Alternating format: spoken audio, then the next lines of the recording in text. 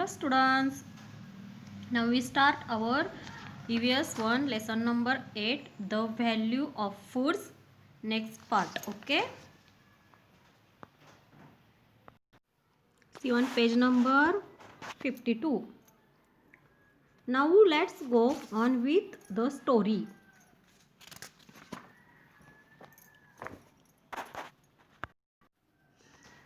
In previous video we learned about the story of Bhakri, and now we see this story's next part. Okay, now let's go on with the story. आता आपण काय करूया, आता पुढे ऐका म्हणते ती. Dada use a machine for threshing and winnowing. In the machine threshing and winnowing are done at the same time. The harvested ears are put into the machine. The grains gets separated and falls into a bag tied to the machine. The chaff and other rubbish gets blown off. When there were no machines, bullocks were made to help with the threshing for winnowing. A person stands a little higher up and slowly allows the threshed grain to fall to the ground.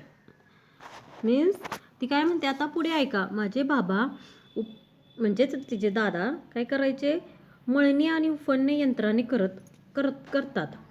यंत्रामध्ये मळणी आणि उफणणी म्हणजे विनोईंग म्हणजे त्याला पाखडणे म्हणतात. हे एकाच वेळी होते. कापणी केलेली कणसे यंत्रात घालतात. दाणे मोकळे होऊन यंत्राला बांधलेल्या पिशवीत गोळा होतात आणि कणसातील टरफले आणि इतर कचरा लांब जाऊन पडतो. पण यंत्रे नव्हती तेव्हा मळणीसाठी कशाची हेल्प घेत होते, बुलक्स काय करायचे म्हणजे बैलांची हेल्प घ्यायचे. उफणणी करण्यासाठी थोड्या उंच जागेवर उभे राहून मळणी केलेले धान्य सुपात घेऊन जमिनीवर सोडतात. म्हणजे आपण त्याला वाढवणी म्हणतो, वाऱ्याला देणे वगैरे असं म्हणतो. वाऱ्यामुळे टरफले आणि हलका कचरा दूर जाऊन पडतो.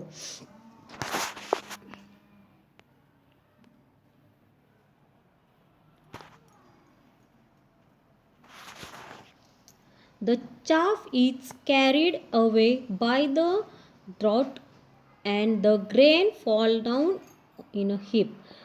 The machine makes the work easier, but labor and expense have to be put in any case. म्हणजे बाजरीचे दाणे जवळच पडतात आणि त्यांची रास तयार होते. हे म्हणजे त्याची रास तयार होते आणि यंत्राने कामे केल्याने लवकर कामे होतात, मात्र कष्ट आणि खर्च करावेच लागतात. ओके, जरी यंत्रानं केलं तरी काय होतं, आपल्याला कष्ट घ्यावंच लागतं, त्याच्यासाठी बिनकष्टाचं होत नाही. आता do you no, if machine it not available, जेव्हा यंत्र नसेल तर मळणी करण्यासाठी काय करतात बघा, बुलक्स डू द थ्रेशिंग. त्यासाठी बुलक्सचा म्हणजे बैलांचा उपयोग करतात. A round shape it's cleared in the field. The threshing floor is prepared. A post is created at its center and a bullocks is tied to it. The bullocks walks in circles around the post. The harvested ears are separated in the round space so that they get trampled upon by the bullock. If the crop is large in quantity, a bigger place is prepared and more bullocks are they used together. Threshing may go on for several days. For the bullocks too, this is heavy work. बघा की शेतात त्यासाठी एक बैलांचा उपयोग कसा करतात, तर त्यासाठी शेतात एक गोल जागा तयार करतात, सिहियर, आणि त्याला बैल बांधतात. त्या बैलाच्या खुंटीभोवती गोल गोल फिरतो. बैल त्या खुंट्याभोवती गोल गोल फिरतो. त्याच्या पायाखाली येतील अशा रीतीने कणसे रचून ठेवलेली असतात. See here. आणि बैल कणसावरून फिरायला लागला की त्याच्या वजनामुळे दाणे सुटे होतात. पीक जास्त असले तर मोठे खडे तयार करतात. एकाच वेळी 2 किंवा अधिक बैल लावून मळणी करतात. मळणी अनेक दिवस चालू राहते. हे काम बैलांसाठीही कष्टाचे असते. Okay. The grain obtained after winnowing is filled in sacks. Proper care is taken to make sure that it will be not attacked by insect or other pests such as mice and rats. After putting aside some grain for the family, the remaining sacks are sent to the marketplace. When the tractors there buy the grain, the farmer gets money for the crop that he has grown. Arjun हां बघा, उपणणीनंतर म्हणजे परत काय होतं, उपणणीनंतर किंवा पाकडल्यानंतर मिळालेले धान्य आपण पोत्यात भरून ठेवतो. त्याला कीड लागू नये, त्याची उंदीर घुशींनी नासाडी करू नये म्हणून योग्य ठिकाणी ठेवून आपण त्याची योग्य काळजी घेतली जाते किंवा आपण घेतो. घराला आवश्यक तेवढेच धान्य ठेवतात आणि उरलेली पोती गाडीत भरून बाजारपेठेमध्ये विक्रीसाठी नेतात. तेथे व्यापारी धान्य विकत घेतात. तेव्हा शेतकऱ्याने उगवलेल्या धान्याचे त्याला पैसे मिळतात. ओके. आता बघा, अर्जुन सेड बट द भाकरी इज नॉट रेडी येट. तो म्हणतो मग अजून पण भाकरी अजून कुठे बनली. तर mother said no of course not and the story is not finished either. Listen. ती काय म्हणते की बघ, अरे भाकरीची गोष्ट इथे संपत नाही, आता पुढे ऐक म्हणते. हे बघा, अशा तऱ्हेने हे धान्य ठेवलं जातं, नंतर राहिलेलं विकलं जातं. Okay. The grain that the traders buy is sold all over the country. It is transported by means of trucks or goods trains. म्हणजे गुड्स ट्रेन्स म्हणजे मालवाहक ट्रेन असते ना ती. It is the turn of porters and truck drivers to put in their labor. Transport cost a lot too. Now the sacks of grain reach the provision stores. आता बघा,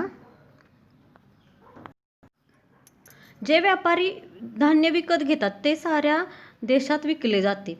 ते ट्रकने किंवा मालगाडीने सगळीकडे पोहोचवले जाते. त्यासाठी काय लागतात, लेबर म्हणजे हमाल किंवा ट्रक चालवणाऱ्यांना श्रम करावे लागतात. शिवाय वाहतुकीचा खर्चही येतो. आता ती धान्याची पोती किरकोळ विक्रीसाठी दुकानाकडे जातात. People buy the grain from they sort out any stones or rubbish to clean the grain. They get it milled into flour. बघा, आता लोक त्यांच्याकडून धान्य विकत घेतात, ते निवडतात, स्वच्छ करतात, त्याचे पीठ करतात.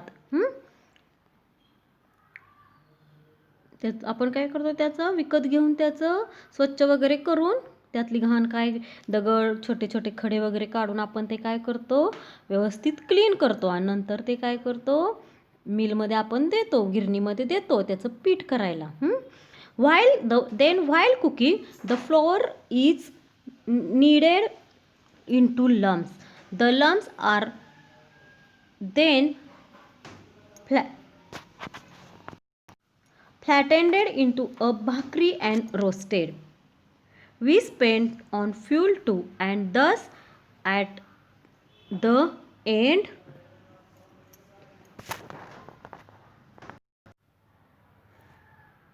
of all this, the bhakri appears in Varsha's and Arjun's plate. बघा किती काय म्हणते की आपण आता काय केलं, धान्य घेतलं, ते निवडलं, स्वच्छ केलं, त्याचं पीठ केलं, मग ते स्वयंपाक करताना पीठ आपण मळतो, ती भाकरी आपण म्हणजे ती भाकरी थापली जाते, ती भाकरी भाजून काय होते, तयार होते. आणि त्याच्यासाठी काय होतं, इंधनासाठी खर्चही होतच ना. असंच आपण भाकरी भाजतो, त्यासाठी आपल्याला सिलेंडर किंवा जळण वगैरे लागतं ना, चुलीवर करायचं म्हटलं तर, किंवा सिलेंडर लागतो. तेव्हा कुठे वर्षा आणि अर्जुनच्या ताटामध्ये भाकरी पडते बघा. अशा प्रकारे त्याच्या आईने, म्हणजे कुणाच्या, अर्जुन आणि वर्षाच्या आईने त्यांना भाकरीची स्टोरी सांगितली. आता बघा, see again. Now would it be right to waste food that we get through the efforts of so many people. मग ती काय म्हणते, इतक्या लोकांच्या प्रयत्नाने अन्न तयार होते, ते अन्न वाया घालवणे चांगले का? बघा, म्हणजे आपण बघितलं की पहिल्यांदा काय होतं, कसं होतं, शेतात लावलं जातं, नंतर त्याचं शेतामध्ये कशा कशा प्रकारे आपण बघितलं की काय काय करतात, कापणी, मळणी, त्याला पाणी देणं, त्याला खत पाणी घालणं वगैरे वगैरे आपण बघितलं ना. अशा प्रकारे भाकरी तयार होते. ती नुसतंच हे होतं का, त्याची कापणी केली जाते, त्याची उफाळणी केली जाते, नंतर ते विकलं जातं, आपण विकत घेतो. अनेक प्रकारे काय होतं, किती प्रकारातून येते बघा तुमच्या ताटामध्ये भाकरी. ओके, आता नेक्स्ट बघा. Do you no,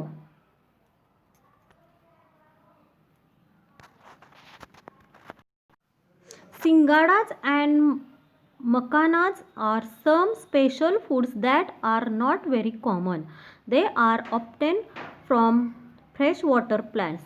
Much work has to be done to collect, clean, dry, store and transport them. बघा, शिंगाडे आणि मकाळे असे काही जणांच्या खाण्यात येणारे 2 पदार्थ आहेत.